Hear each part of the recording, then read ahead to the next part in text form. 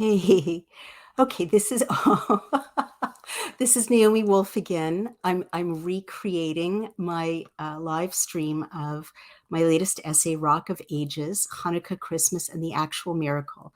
And I'm recreating it because my adorable puppy Loki um, was barking at some strangers protecting the house. And so the last broadcast is not really usable. So he's now about to become an internet sensation, and he'll join us for this essay. Oh my gosh. Okay, baby. My husband calls him Nobo for no boundaries. Okay, sweetheart, that's enough. This is live, honey.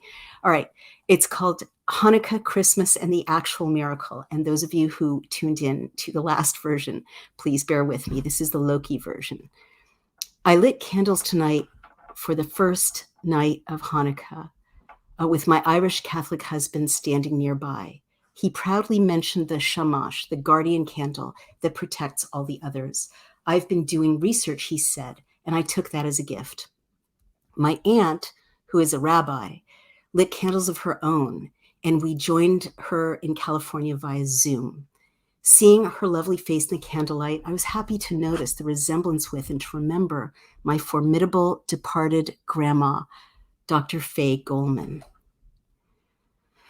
My grandmother had been tiny, yet she had been a force of nature.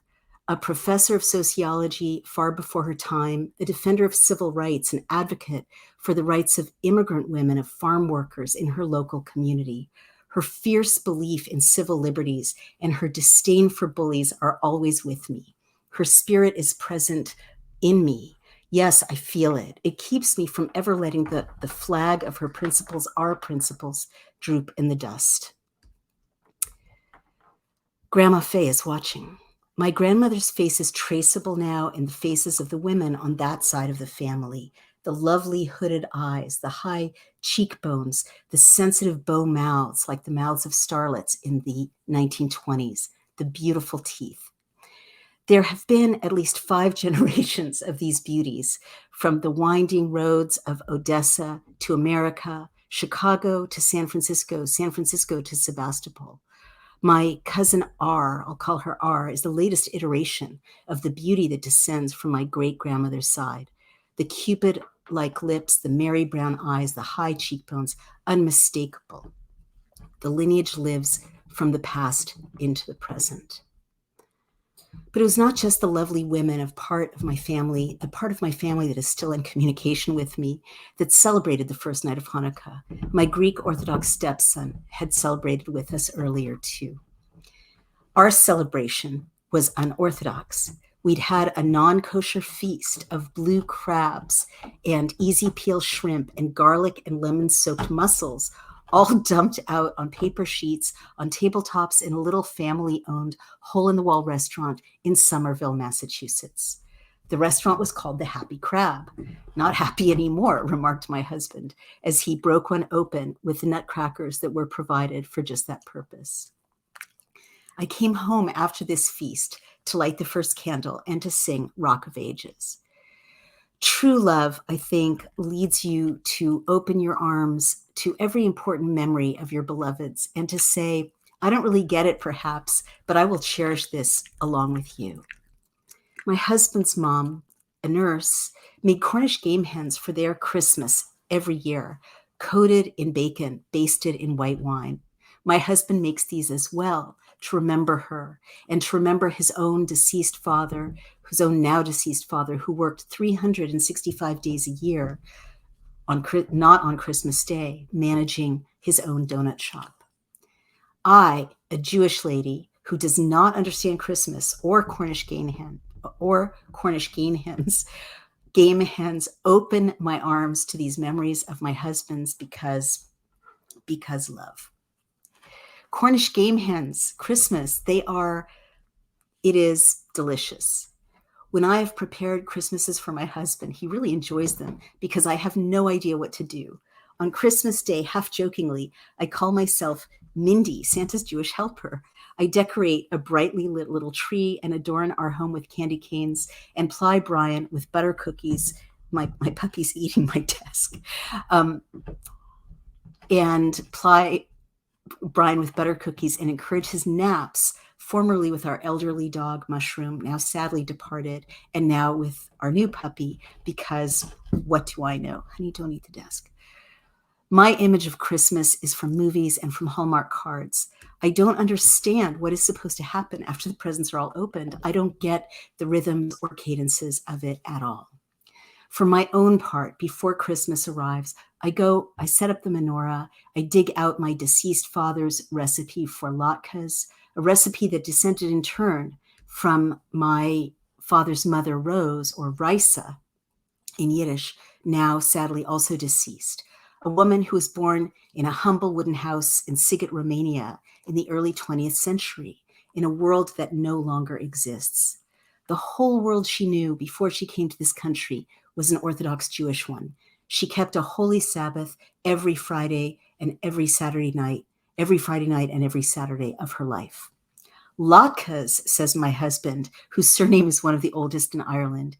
He opens his arms to the prospect of oily potato pancakes because love. Isn't this all we can do?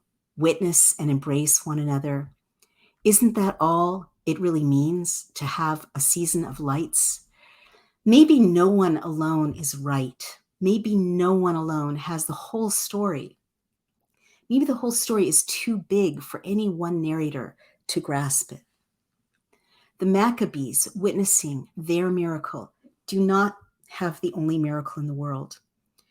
In our Hanukkah story, the beleaguered Jewish rebels who took up arms against a tyrannical Seleucid world power entered the devastated Holy of Holies and found enough oil for the sacred lamp. The oil was only enough for one night, but implausibly it lasted for 8 days. God showed up for us and helped us in our direst need, says our foundational myth, our foundational story. And a star, Loki, listen, a star appeared over Bethlehem. A baby was born in a manger. The baby would be a light of lights, wonderful counselor, King of kings. A virgin would hold and nurse him. 3 kings journeyed to honor him, bringing gold, frankincense, and myrrh, and animals bowed their heads in homage. God showed up for these people and healed them in their direst need, says their foundational myth. Why can't it all be true? Why can't God find us everywhere, in every land, in every story? Why do labels matter at all? Maybe the labels are not the point. Maybe God is not at all interested in labels. Who cares whose miracle wins? Maybe all the miracles win. Maybe love is the only real miracle, and all the stories simply manifest this river of love. Wondrous lights in a ruined temple, divine child in a manger, holy night or nights. Isn't it all in essence the same miracle? Humans embrace one another and thus honor their Lord. Isn't that the only miracle after all? The way love weaves through us and through generations, from Sighet to Chicago to San Francisco to Sebastopol, the way love says, how amazing, I am here for you, Cornish game hens, easy peel shrimp, latkes. Isn't that the Hanukkah miracle, the Christmas miracle? Isn't the light in the ruined temple everyone's light? And isn't the baby born to save us all the salvation of everyone? Doesn't God talk to us in every single language he knows? Whatever the answer, God bless you and keep you and yours and cherish you and your family, my friend, this Hanukkah and Christmas season. This is the song my family used to sing on this night when my dad was alive and my brother and I were small. Rock of ages, let our song praise thy saving power. Thou amidst the raging throng wast our sheltering tower. Furious they assailed us, but thine arm availed us, and thy word broke their sword when our own strength failed us. And thy word broke their sword when our own strength failed us. Chag Sameach, Happy Hanukkah, and Merry Almost Christmas. This is Naomi Wolf and Loki, and the Substack, please support it. And please also support and become a member of DailyClout.io, where we protect your liberties every day. have a wonderful holiday, and thank you for listening. Hey everyone, it's Naomi Wolf of DailyClout, and I am asking you to please, if you like the video you just saw, support us, become a member, donate. You can send checks to P.O. Box 24, Millerton, New York, 12546, or go to DailyClout, DailyClout, become a member or donate. Thank you so much for your support. Every penny goes for paying our hardworking staff, paying hosting costs, and paying our lawyers who have been leading the fight to keep you safe and free, to keep the Constitution safe and to keep you free. Thank you so much.